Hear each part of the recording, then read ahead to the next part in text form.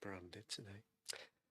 Hello everybody, welcome to the latest edition of the Royal Blue Podcast. My name is Joe Thomas, alongside me is Chris Beesley, who are the echoes to dedicated Everton FC correspondents. It's Tuesday afternoon, we're fresh off the train from London Euston. It's Wednesday afternoon. Wednesday afternoon, crikey, yeah. Can't even get the day right, that's how mad this week is. It's Wednesday afternoon and we're fresh off the train from London Euston, having been at Craven Cottage last night. 0-0 draw. Chris, we'll come on to the penalty very, very quickly. Obviously, that's the big talking point. But just as an overview, give me your thought on last night. Yeah. We're obviously not quite so fresh, but as you say, just off the train. Yeah, in isolation, of course, it's a good point. Mm-hmm. It's a good point away from home against a team who've had the Indian side over Everton. Certainly Sean Dyche's Everton over the last 12 months in 3 very different ways. They achieved a hat-trick of victories at Goodison Park, which for a long time was like the biggest home banker in the Premier League, believe it or not. Well, I'm sure Evertonians need no reminder of that. Fulham went years and years without getting a league win at Goodison. They won in lockdown, very different circumstances there, without fans, and obviously 3 times last year. So, bit of a bogey team for Sean Dyche. We went there, got a decent result. I mean, obviously the bigger picture is they moved back into the relegation zone last night because of Luton's emphatic victory over Brighton Hove Albion. But I think if you look at the game, look at the performance, times when they were under the cosh a bit second half, but they still could have won it themselves, so it could have gone either way. And I think it's got to be a decent point and a welcome point in tough circumstances, because remember, they're down to the bare bones with just one recognised central midfielder in the side. Well, that's it. I think context is important. And I think we're going to use the word context a lot because it can apply in so many different ways to the Everton situation at the moment. And I think from a footballing context and from what Everton can do right now at this present moment in time, I was really pleasantly surprised by last night. Now, look, there's an injury crisis. The injuries Everton have bite a lot deeper because it's a threadbare squad, because of the mishandling of the club's transfer policy for so long. We know that wider context. In terms of what Sean Dyche has got to deal with, he has that group of players, and he has one fit senior central midfielder in James Garner. He mentioned Amadou Onana had a knock after the Luton game. I've got to be honest, he mentioned it in passing.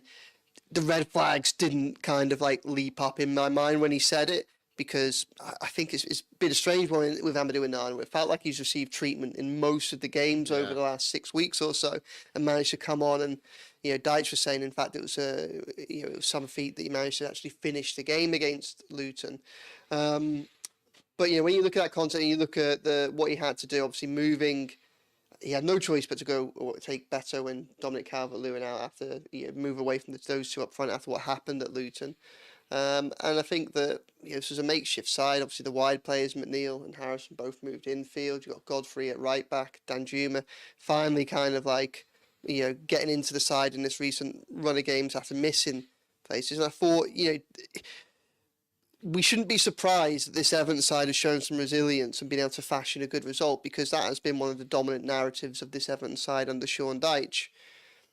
But there was a scenario looking at that team sheet and bearing in mind the opposition, and albeit an opposition that Everton would be above if they had their 10 points, it's still an opposition that's caused them a lot of problems, and a club that feels like it's on an upward trajectory over recent years.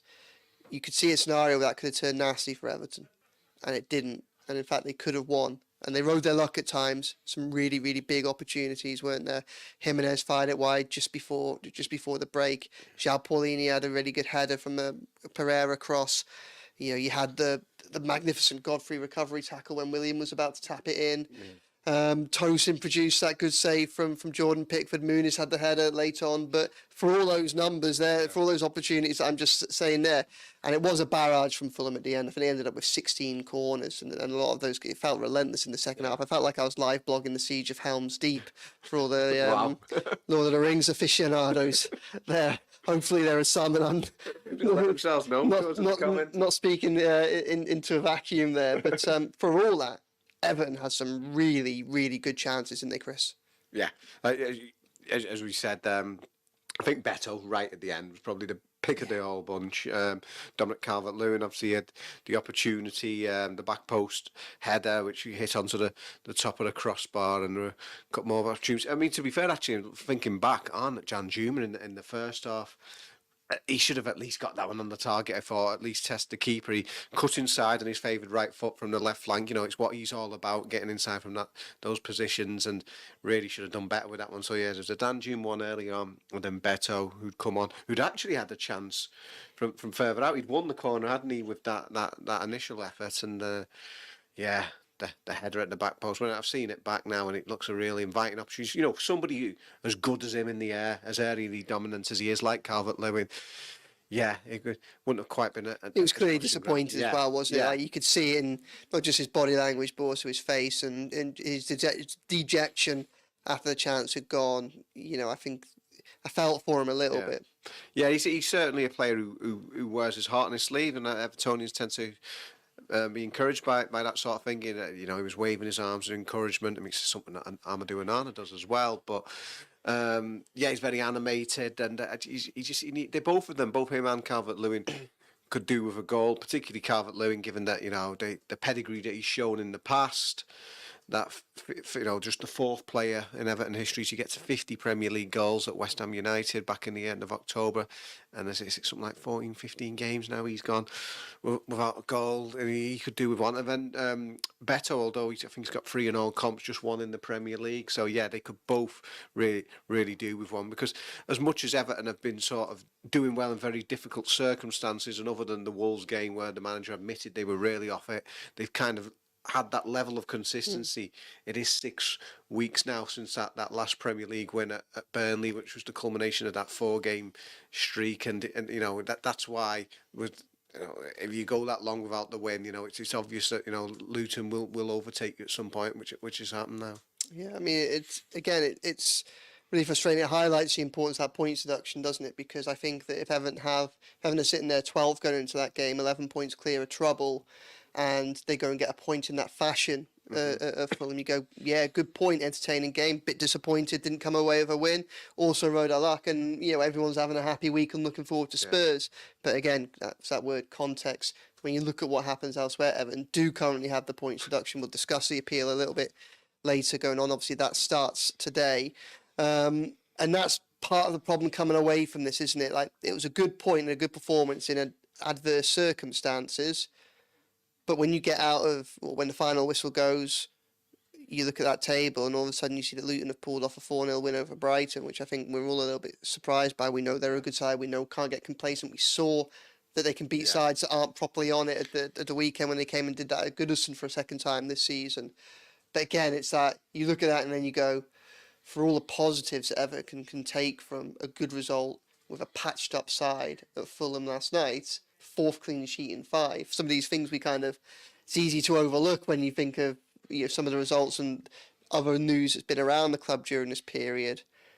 That is a little bit of a concern, isn't it? And it's just that kind of contradictory nature of being an Everton supporter at the moment, isn't it? You have the high of coming off that game and thinking, all right, it's not high, but you think, yeah, I can be positive about that. Yeah. But then you also have the low of going, well, it's good, but is it good enough? Yeah. The comments are coming in thick and fast here, Joe. So I think we can tell that from the noise that your laptop's made. I don't know if you want to turn the sound off, mate. Right? Yeah, and I was smiling there when I saw the first one. It wasn't because you were mentioning about Everton's appeal at the time. But yeah, let's just go through some of these ones here. I mean, first one is a comment. It's actually it is responding to what you said before, Joe. The Blues on YouTube. So is that somebody called the Blues? Says he refers to Anfield as Mordor in reference to Joe's Lord of the Rings comment. Well, I think no more to say on that one. But then D. Hagen on Facebook has said, "Hello lads, I'm confused about the handball rule. I suppose we can come on to this one. If Onana's can be a pen, why couldn't that? Well, we'll come on to that one."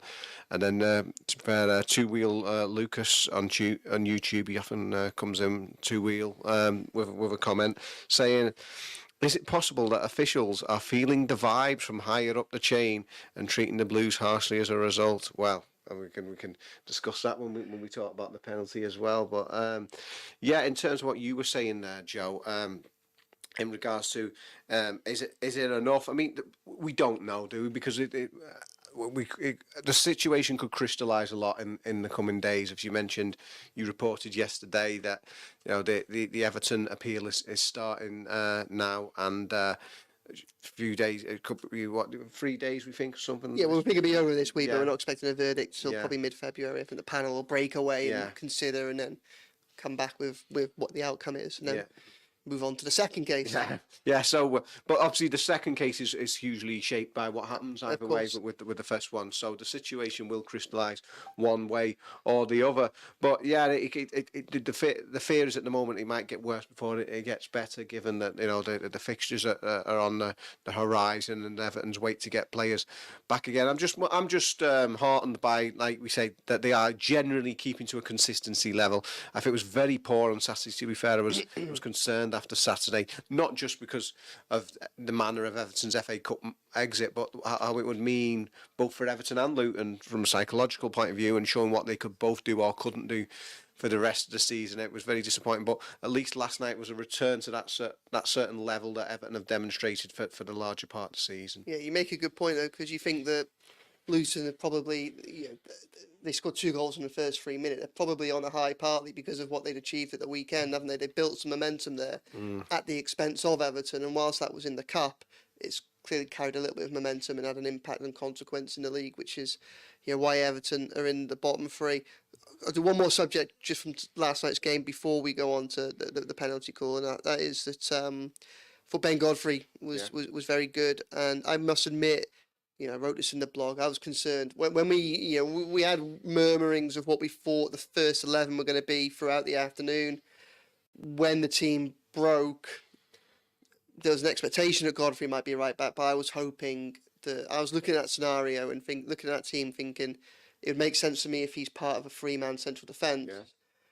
Yeah. And Ashley Young be at right wing back. But I was concerned at the idea of playing him at right back, and the reason that, so we know he's done a good job at centre back at times, and he can do a good job at left back standing in. But I look back to last season, one of the worst performances under Dyche, I think, was the 3-1 defeat at home to Fulham. Yeah. And it was in that game that Holgate had just been sent off at Crystal Palace in the 0-0 draw that preceded that match. Ben Godfrey came in at right back ahead of Nathan Patterson, and Everton had a bad game in that day, and Ben Godfrey was among them. And so my visions were of a repeat really last night. And in fairness to Ben Godfrey, he did a really good job, and I think it probably shows some professionalism from him, the motivation, determination that he must have behind the scenes to be carrying on working despite getting such little opportunity. Only second start in the Premier League this season, and also his fitness to be able to come in and do that job at such short notice. We saw the same against Burnley back in December.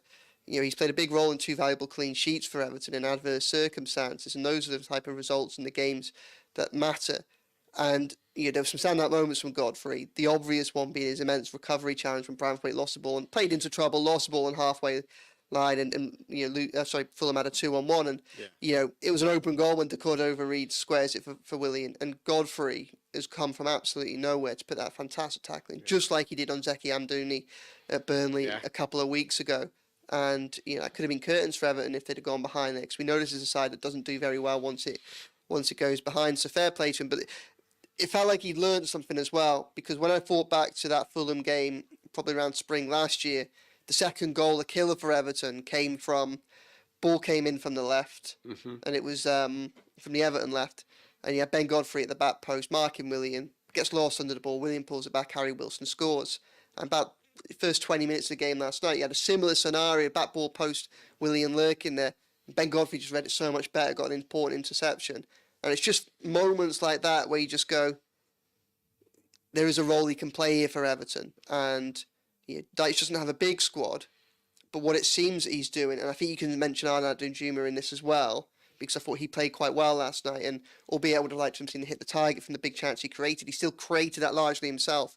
And what he did do was a lot of work tracking back. The amount of times he robbed the ball from Timothy Castagna, the fullback for Fulham, just tracking back and getting there and breaking up an attack before it started was really impressive. I think that's probably one of the things that Evertonians can take a lot of heart from the last 6 weeks. It's not a very big squad. There are squads out there with more talent, but one thing that Sean Dyche has managed to be able to do and showed consistency over recent weeks is that he has a group of players there who, even though when they're not, even the fringe players seem to be able to come in and do a job and want to do a job when he needed to. Yeah, definitely. Like you said, with Godfrey, he's gone back to the scene at Turf Moor. I mean, the last time Everton were there, it was his mistake. That infamous night that Sean Dyche, of all people, said that Everton had forgotten how to win. Went back there, turned in an excellent performance, and he's gone and played against Fulham, the team who were one of his low points from last season. I think there was that game, wasn't there? And there was the Newcastle United home game, 2 games when he was at right back, and he really struggled. So he's gone to the scene as the crime, as it were, and sort of exercised those demons. And it can't be easy when his performances, his outings have all been very sporadic. But it's kind of what Sean Dyche talks about. It's not just platitudes with the squad. When he says the people who aren't the regulars, who are craving those extra minutes when they do come in, they haven't sulked. They've got on with the job and they've slotted it almost seamlessly. And you can't give Godfrey any more sort of credit than that. He's just been, like you say, an excellent professional in that respect, and also the fitness that he's shown to come into the side and to produce those excellent performances when he has been out in the cold. We've had the starter, now for the main course. Penalty? Yes, I will say that in real time, I so it was too quick for my eyes, but that's why we have VAR. That's why we have the technology to come in. And you were also 50 yards away from where it happened. Yeah. And there's like Goodison Park, there's a few pillars there as well. Craven Cottage is as lovely as it is as a venue. I think it's one of the most charming grounds in the capital. But I didn't see it, but that's why we have the VAR, and it looked pretty blatant to me on that VAR check when you can see the angle. I mean, we've had response to us both today, haven't we? Where somebody saying it's because of the flatness of the angle or something with the way it's portrayed. But I mean, for me, it handles it on the line, doesn't he? I mean, if that's not a penalty, don't know what is. Until Seamus Coleman went past him a couple of weeks ago. Tim Howard, the USA international, was Everton's Premier League appearance holder, and his compatriot Antonee Robinson produced, a piece of goalkeeping. I think even Tim Howard would have been proud of there, knocking that one off the line with his arm. So I don't see how it can't be a penalty for me. And when you talk about the ones that have gone against Everton this season, I'm sure you mentioned yourself. Well, he knocked it towards goal, so it would have been an own goal had it gone in. I'm not sure Tim Howard would have been too proud of that. It took Castagna to clear it, didn't it? But I think that for me, my frustration has grown as time has gone on with this, in the sense that in isolation, I can kind of see a scenario in which that might not be given.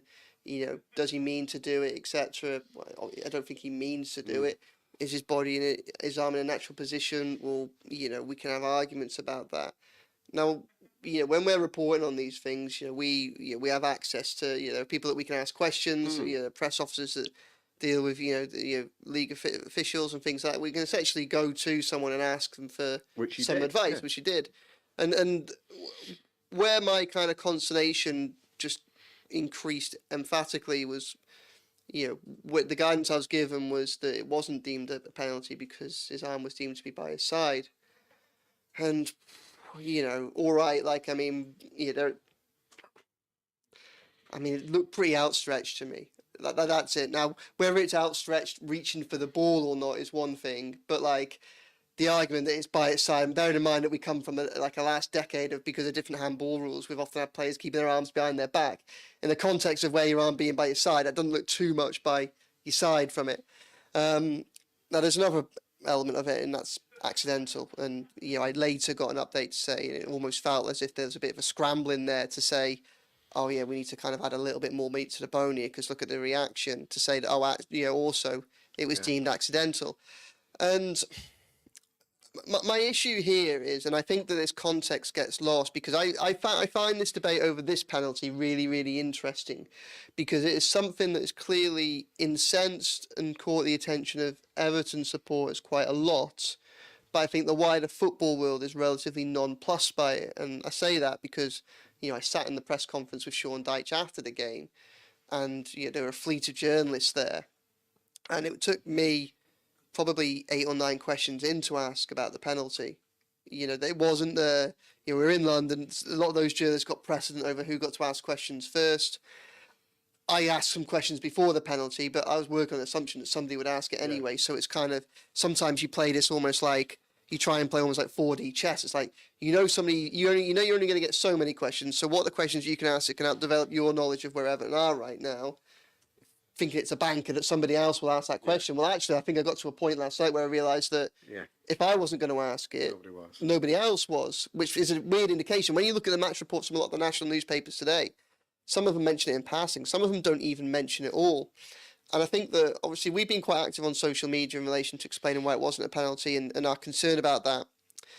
And, you know, I've had a lot of people jumping onto my, you know, threads in my replies today trying to say, oh, this and that, and fingers, you know, it wasn't deliberate, and, you know, and I think that, you know, often supporters of other clubs, and again, I'm going to come back to this word context, because I think it's, when you look at the context of the decisions that have gone against Everton this season, it adds an extra layer to the frustration.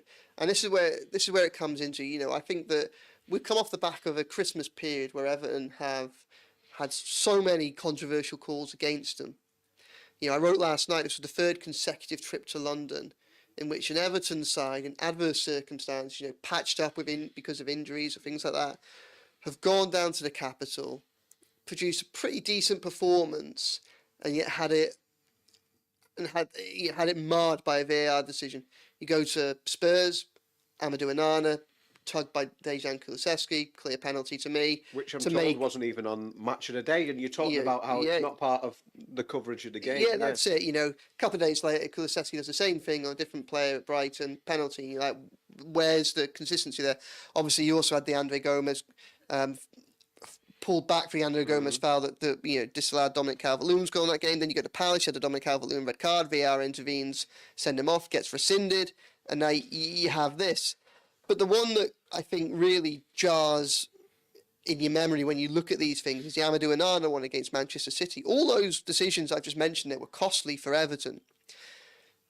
The Amadou Onana penalty one, yeah, Everton had done really well in that first half against Manchester City. It was only 1 each at the time. All right, City were going for up the gears. You know, they're a very talented side. They may well still got a winner, but we don't know. That penalty was the breakthrough. Yeah. And when you apply the criteria that's being applied to Antonee Robinson, it's not a penalty. And you then look at the Amadou Onana one. Well, all right, his hands are, you know, aren't necessarily by his side, but is it deliberate? Well, I don't think he didn't. I don't think he went to punch the ball. I think if anything, he went to protect his face. But it was so close and hit so hard at him. I don't think he even had the opportunity to make a deliberate decision to move his ball towards the hand. You know, sorry, his hand towards the ball.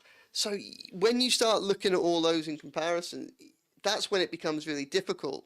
You know, it has to be deemed deliberate, and it has to be deemed that the arm's in an unnatural position, and you can have arguments over both of them. But what it certainly feels like is a hell of a lot more leniency was given to Antonee Robinson there than it was given to Amadou Onana a couple of weeks ago. Yeah. And that just seems to be the case so often with so many VAR decisions decisions that are going against Everton, because again, you know, you look at the Dominic Calvert-Lewin red card, VAR actively intervened to do, you know, to send him off with a decision that was ultimately being gone back on. Yeah. You know, being reversed.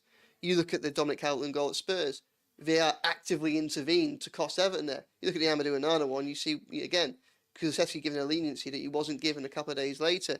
And it's that wider context, which I think is why it's so jarring, or why I think it's so frustrating. I think I've seen a few people come out today and say that they're almost a bit disappointed by Dyche's reaction, that he wasn't ranting and raving.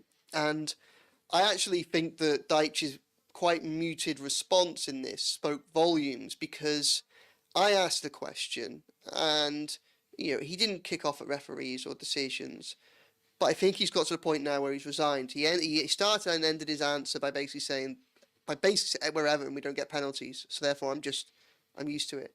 And again, I use that word context. You look at those decisions that have gone for and against Everton over recent, well, almost entirely against Everton over the course of the season, and of course over recent years. And you throw into the mix that Everton haven't had a penalty this season, and you throw into the mix on top of that, Everton are the only Premier League side to not have had a penalty this season. And all of a sudden, your mind's just whirring with all these different things, and you're thinking, like, VAR and the handball rule both separate frameworks that I think we can all agree are being applied poorly at the moment.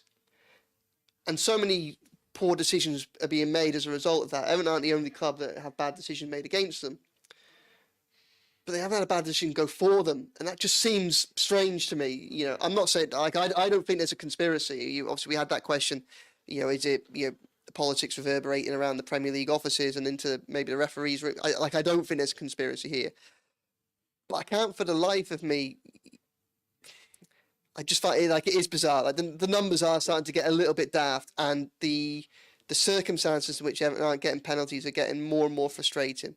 Yeah, we used numerous examples there, but to be fair, one of the viewers has come in with another one. It's Dunk Howard on Facebook says, "How's it different to Michael Keane's handball at Anfield?" So that was one that was given obviously against Everton. He totally, along with the non sending off of Konate, totally changed the dynamic of the Merseyside derby, and that's obviously another huge decision. Yeah, I mean, I think the Keane one is a handball. I think that was a more straightforward decision. He's a bit further away, and I think he kind of, I think unfortunately, and I think subconsciously, he kind of makes his body bigger to try and block it. Again, you know, accidental, deliberate, you know, subconscious reaction and natural reactions, and there's this whole thing, isn't there? You know, is his arm in a natural position or an unnatural position? And that's the thing with Robinson. You know, like I've come back. I haven't made up what I was told. It said not a penalty because Sam was by his side. Now, had they come back and said it wasn't a penalty because his arm was deemed to be in his natural, and it was deemed to be in a natural position for where he was, it might be a slightly different. That's not what we were told. So, and even then, it's a debate. It's probably a 50-50. His arm in a natural position at that time. Like he has a lot more time to. He doesn't have much time, but he has more time than say Amadou Onana did to react to that one. And again, that was a penalty that was given. Yeah. Another comment was actually a couple of comments actually on the team's performance actually. Jimmy Percival on Facebook says that Dyche's style of play is not good enough. Well, that's pretty damning. But Simon C on YouTube says we should have gone out to win the game last night. Baffles me. It took Dyche. It took how long it took Dyche to bring the subs on. Be lucky to get anything from the next two. It was a missed opportunity. It's a really interesting comment. I think both comments. To be honest, look, I think big picture, Dyche has done a really brilliant job at Everton. Like I don't think they could. When you look at everything he's had to deal with, and you look at what's happened on the pitch, by rights, you know, they will keep saying it. They should be mid-table, miles away from a relegation battle right at this moment in time. And for him to have achieved that with this group of players in the circumstances which he's been operating is phenomenal. That doesn't mean to say there haven't been kind of like frustration, jarring bits along the way. And you know, obviously the Luton Town FA Cup defeat the other day was one of them. You know, playing those two up front, and not just those two up front, but against the team that are probably most comfortable at dealing with that style of football was a bit frustrating. But again, I think that my instinctive reaction is to go, just look what he's working with here. He's got one fit senior central midfielder. You know, I mean, setting up to go and win a game like that, bearing in mind the resources he has, I think sometimes you can't afford to go kamikaze. Like I don't know, like with that group of players that he had available last night, I don't really know what more he can do than go, you know what, like a draw is a good result here. We'll take it. You know, a draw is better than a defeat. Gives us some momentum. Point, you know, it does have some value. But this probably comes back to a point we touched upon right at the very beginning, and this is where I have like some sympathy, or I can understand where that listener's coming from, and that is because I think this may well become an important part of the rest of Everton's season. And that is, at what point do we move from saying this is good in the context of where Everton are to we've got to operate in the context of the wider picture, and that's a Premier League where Luton are in form and all of a sudden Everton in a relegation battle. At some point, you know, Dyche talks about controlling the controllables, and he's right, he can only control certain things. But there might have to almost be a little bit of an acceptance that you have to move to a riskier strategy because the rewards are greater than the risk, and kind of going along just surviving might not be the best way forward. You know, the reality is that Everton are in a difficult position with their squad at the moment. They do have a lot of injuries. but they also just have a very small squad. So it will only, there will always be a couple of players injured or suspended or out of form. There's never going to be a perfect scenario for him. I don't think he could really necessarily go out all gung ho for a win. Despite that, he put outside that for all the difficulties that he had, for all the absences, came very close to winning as well as it came very close to losing. But I do think that that's a legitimate conversation moving into the second half of the season. At what point do you go from this is a good in an internal Everton context to all of a sudden we can't play that game anymore. We've got to play the bigger picture, and that is how do Everton perform well, not in an Everton context, but in a wider context, because Everton could put good performances that we'd be happy in for the rest of the season. It might not be enough points to keep them up, and that's what will matter at the end of the day. So there's a point there that I can kind of understand, and is probably worth a little bit of a conversation. I mean, what do you think? Yeah, I think that I think it's a bit unfair. I can see where Simon C is coming from, but look, if the penalty is given, which it should have been, haven't got a chance to win the game now. If Beto puts that chance away at the end, Everton have won the game. It's not Sean Dyche's fault that Beto misses that chance at the end, or Danjuma misses that chance in the first half. He put a team out there who were competitive again in very difficult circumstances, as we mentioned, square pegs and round holes, and down to absolutely the bare bones. It could have gone either way, and if the correct decisions had been made, Everton would have. I mean, it's been so long since they've had the penalty, obviously they still have to convert it, but it was obviously Calvert-Lewin was on the field who did score Everton's last penalty all the way back on 1st of May last year. So yeah, I think that's harsh. I don't know what people expect sometimes in the current circumstances. As we've seen the arguments about Everton and the financial fair play trouble, and we've seen the net spend tables and how Everton have been right down at the bottom the last 3 years. Now Sean Dyche had hardly anything to play with transfer funds wise, and like you say, a team who last season, make no bones about it, they were heading for their first relegation since 1951 under Frank Lampard, and it's only because Sean Dyche came in. It was the obvious choice, I thought at the time. You did as well, and they were still a goal away from going down. He kept them up just about, by the narrowest of margins really, and to have taken them on this season and without the points deduction, which is nothing to do with Sean Dyche, they would be in mid-table now, and that would have been a modern day miracle really compared to where they were and the context that she's working in. So yeah, I think it's a bit of a tough call really, but slightly related to that one, and we're talking about the options that Sean Dyche was forced to use last night. Mike Bond on Facebook says, what are your views on the reluctance to play youth players despite squad limits? There seems to be an ongoing trend with numerous managers. I mean, I presume he means Everton in terms of being reluctant to go with the youth players. I guess it's down to the fact that the manager doesn't think they're ready. Yeah, I mean, I think that one thing that Everton haven't been able to do for a number of years is, this is the third year in a row now in which it's a team that's been fighting every game. Yeah. Like, it hasn't had a pressure-free run of fixtures for probably since maybe the first half, maybe the beginning of Rafa Benitez spell, where you could go, this is a bit of a free hit. So somebody that's on the cusp of first-team football, like a highly rated youth, might be able to come in and earn their spurs or get the last 20 minutes of a game and build up their confidence then that way. The reality is almost every minute of almost every game is relevant to Everton right now.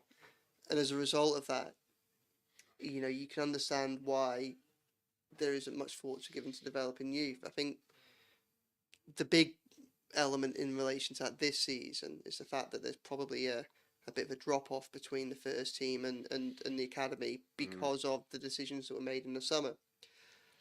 Isaac Price, if he was still at the club, talented midfielder, played well in the tour to Australia last year, Northern Ireland International.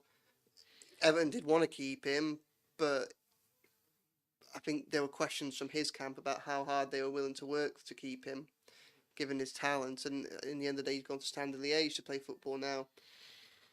He would have had a chance this season. I think last night might have been a game. He was in advance. He was playing ahead of the likes of Jensen Metcalf, who's a bit younger. And obviously has more senior experience because of what he's doing with Northern Ireland. And at that point, you go, this might be an opportunity to bring him in. Yeah. But he's not there because of, well, a lack of opportunity like that's gone there, and probably also to a degree finances. They, if they're in a different financial position, they can probably offer him more wages, which might help them keep hold of him for a little bit longer. The other one is the other glaring absence is Tom Cannon.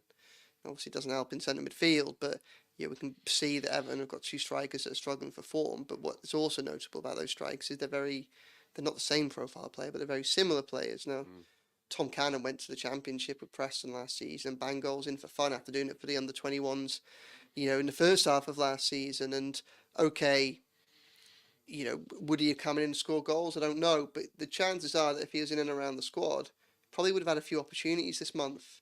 And Tom Cannon's a goal scorer. Hasn't always been, but as he's developed and got older, he's become increasingly prolific.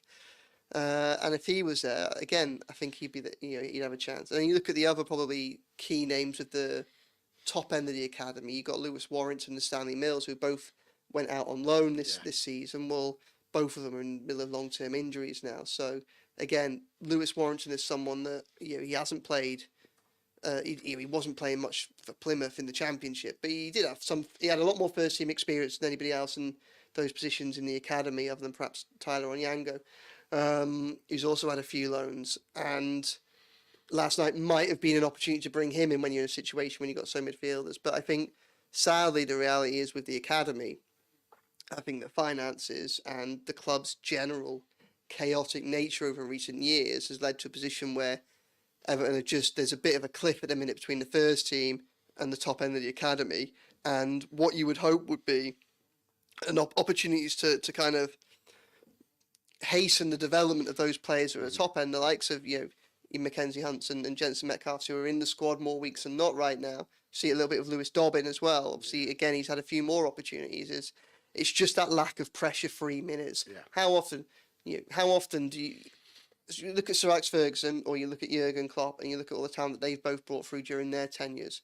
Well, it's a lot easier to do it in winning sides. It's a lot easier to do it when more often than not you're 2-3-0 up with 20 minutes to go. You can just give them that more and more experience as they come along, so that when you have an injury crisis, all of a sudden they're not just stepping in with no senior experience. Everton haven't been able to do that. It's one of the many frustrating consequences, the manner in which that club has been run, that continues to affect everything that Sean Dyche can do. And I think that's one of the reasons why we didn't see it last night. Dwight McNeil's played a little bit in the middle. I've seen him do it once or twice before. Jack Harrison is a kind of operating behind the main striker. I think that's something that we've called for. I think him in a 10, when you've got Danjuma that can go out wide, is actually a relatively straightforward move, I think. Yeah. But I can understand that frustration.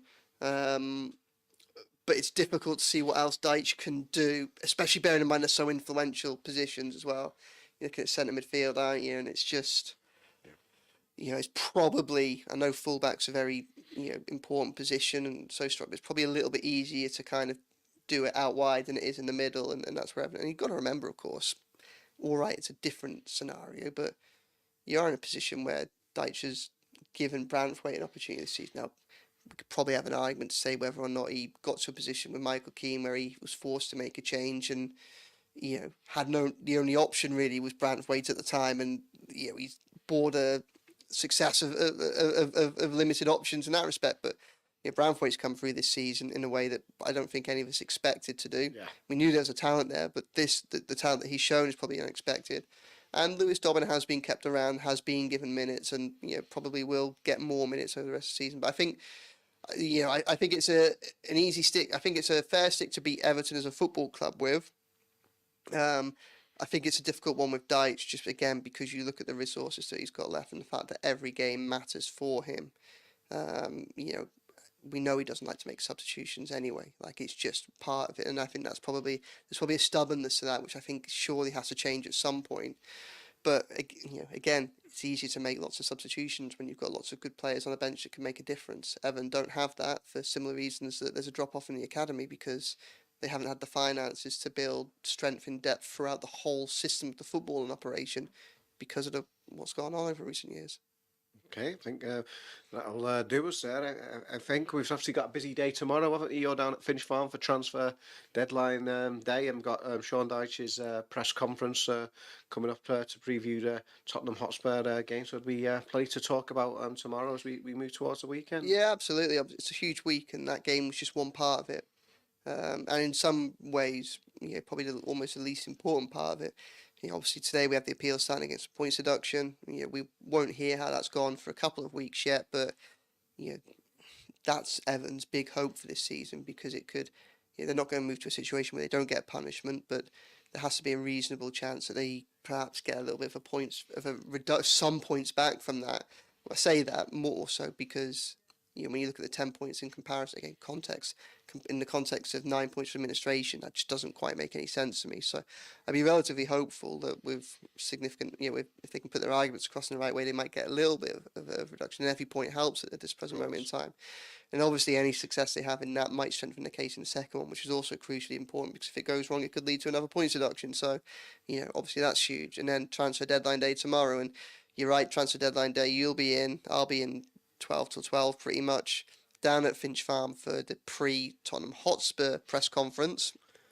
So we'll see how that goes, and then we'll be keeping abreast of the situation going into the last few days. I think the Fowler told us to expect a quiet one. The noise right now is currently pretty quiet. I'm sure that if they could bring in another winger or centre midfielder, that they would do so if they could find a way. And I'm sure they'll still be exploring options, Evan, because they could do with anything that they can get in.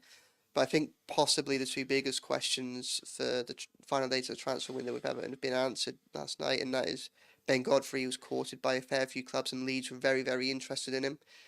Well, Everton's financial situation is such that if an offer they can't refuse comes in, they can't afford to refuse it probably, but he highlighted his importance to this side last night. I'd be surprised if they let him go as a result. And Arnold Danjuma as well. Leon looked like they're on the cusp of signing Ben Rama, so that threat has perhaps gone. And also the fact that he was involved last night, I think probably points to a position where he might hope to get more minutes going forward. So the danger tomorrow is just that somebody else tries to capitalise on Everton's instability and maybe puts in a big bid for someone, a big bid, but it's a cheaper bid than they perhaps is market value for someone like a Branthwaite and Onana. But the way the market has been so far this month, that would look like a surprise. So, but we'll have the developments as they come. Yeah. Well, you just be careful at Finch Farm, Joe. I don't want any sort of Alan Irwin antics befalling you. So, this has been the latest edition of the Royal Blue podcast. I've been Chris Beesley. Joe's been Joe Thomas, and we'll be with you again soon.